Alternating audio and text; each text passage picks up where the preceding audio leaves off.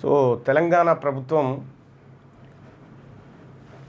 ఇవాళ క్యాబినెట్ భేటీ జరగబోతూ ఉంది.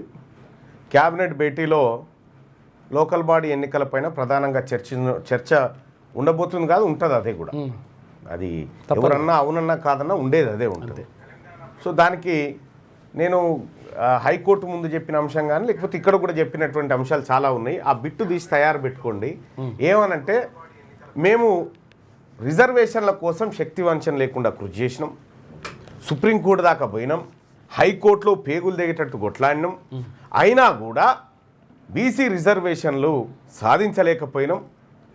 సాధించలేదని అధైర్యపడకుండా బీసీలను ముందుకు తీసుకురావడం కోసం పార్టీ పరంగా 42% టికెట్లు ఇస్తామనే దుకాణం ఇవాళ సాయంత్రం అన్న రేపన్నా తెరుస్తాడు.